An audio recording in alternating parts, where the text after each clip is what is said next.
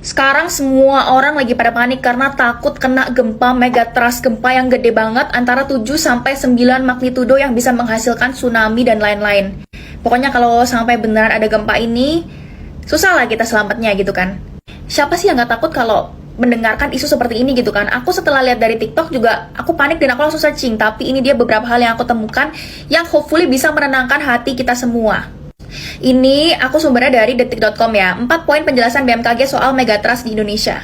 Jadi perkara gempa megatrust ini tuh sebenarnya sudah dibahas sebelum tsunami Aceh 2024. Jadi ini tuh kayak udah jauh banget, udah lebih dari 20 tahun yang lalu.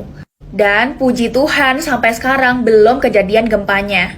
Nih ya kan bisa baca sendiri, munculnya kembali pembahasan potensi, baru potensi ya, belum 100% terjadi potensi gempa di zona megatrust saat ini tuh bukan bentuk peringatan dini atau bukan bentuk warning. Jadi kayak bukan seolah-olah dalam waktu dekat ini bakal ada gempa besar nih. Tidak demikian, kata Bapak Kepala Pusat Gempa Bumi dan Tsunami BMKG. Jadi ini tuh masih potensi guys, belum 100% akan terjadi di waktu dekat ini gitu loh. Ini kan bisa baca sendiri, ini tentang seismic gap atau mungkin penyebab gempanya gitu ya. Aku bacain aja. Seismic gap ini memang harus kita waspadai karena dapat melepaskan energi gempa yang signifikan dan dapat terjadi sewaktu-waktu. Dapat terjadi sewaktu-waktu, berarti nggak ada yang bilang bahwa gempa ini tuh akan datang dalam waktu yang dekat. Misalkan besok atau bulan depan, bisa jadi terjadi katakanlah ratusan tahun lagi atau hopefully ribuan tahun lagi ya. Pokoknya sampai kita tidak ada lah di bumi ini gitu kan. Karena kita masuk ke poin ketiga, Mentawai Siberut sudah ratusan tahun belum gempa. Sekarang kita sedikit bahas tentang kenapa gempanya ini viral. Menurutku gempa ini tuh viral karena semua orang takut dan panik dengar kata-kata gempa gede ini tuh tinggal menunggu waktu. Ini kalau dari Bapak Daryono menjelaskan rilis gempa di Selat Sunda dan Mentawai Siberut ini tinggal menunggu waktu yang dibuat sebelumnya karena dua wilayah ini sudah ratusan tahun belum pernah terjadi gempa besar. Meski begitu, bukan berarti segera akan terjadi gempa dalam waktu dekat. Dikatakan tinggal menunggu waktu disebabkan karena segmen-segmen sumber gempa di sekitarnya itu sudah rilis gempa besar semua. Sementara di Selat Sunda dan Mentawai Siberut itu hingga saat ini tuh belum terjadi. Ini kalian baca sendiri ya.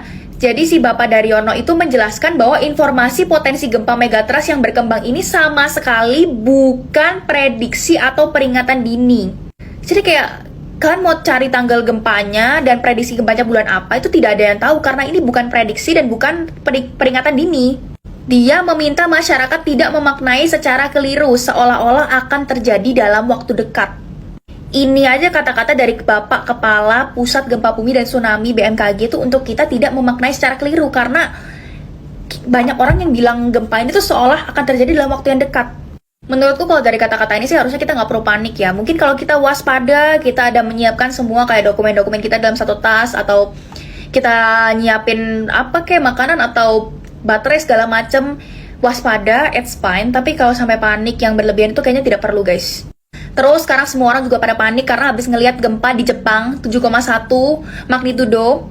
Terus kalian juga pasti ada yang lihat dong, ada kayak persiapan orang-orang Jepang dalam menghadapi gempa. Contohnya misalkan di supermarket air bersihnya tuh benar-benar diborong hampir habis. Terus ada yang nyiapin makanan, baterai segala macam. Tapi guys, gempa di Jepang ini tuh sebenarnya tidak ada kaitannya, tidak terkait langsung dengan peristiwa gempa kuat magnitudo.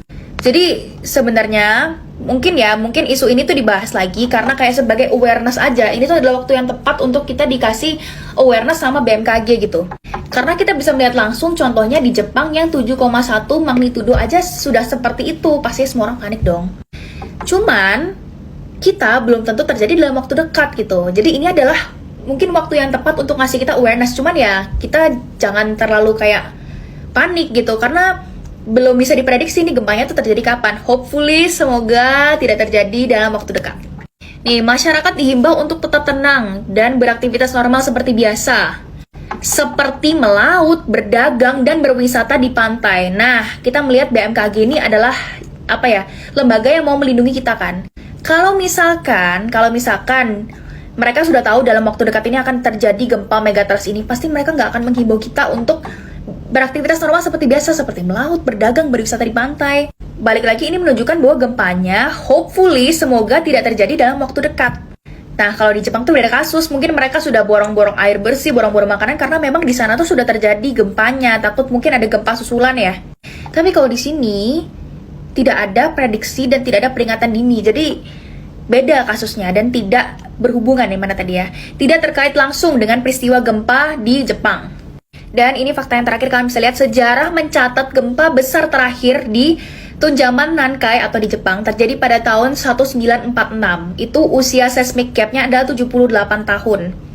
Sedangkan kalau di Indonesia, gempa besar terakhir di Selat Sunda itu terjadi pada tahun 1757 yang usia seismic gap-nya ini berarti sekarang udah 267 tahun, dan gempa besar terakhir di Mentawai Siberut itu terjadi pada tahun 1797. Sekarang usia seismic gap itu 227 tahun.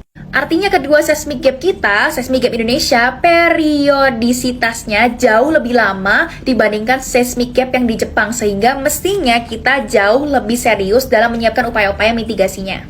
Jadi teman-teman, yang bisa kita dapatkan dari video ini adalah berita gempa ini kita harus waspada, tapi kita tidak perlu over panic. Jadi kalau sekarang mungkin kalian belum perlu kepikiran overthinking, nanti anak bulku gimana ya, kucingku, anjingku, dan segala macam. Kalau misalkan kalian mau waspada, mungkin bisa dimulai dengan mengumpulkan dokumen-dokumen penting satu keluarga di dalam satu tas gitu. Jadi amit-amit kalau misalkan beneran gempa, kalian bisa kabur bawa satu tas itu aman gitu. Cuman balik lagi, gempa ini tidak tahu terjadinya kapan. Bisa jadi terjadinya ratusan tahun lagi, kita tidak ada yang tahu. Jadi stay safe teman-teman, dan kalau bisa beritanya jangan terlalu digoreng-goreng lah. Kayak aku ngeliat banyak banget orang yang ngegoreng-goreng gitu beritanya, kayak bikin semua orang tuh jadi panik. Ngasih awareness buat orang waspada nggak apa-apa, tapi beritanya jangan terlalu digoreng sampai kayak bikin kata-katanya tuh seolah-olah besok itu mau gempa gitu. Tapi tetap kita harus waspada, oke? Bye guys!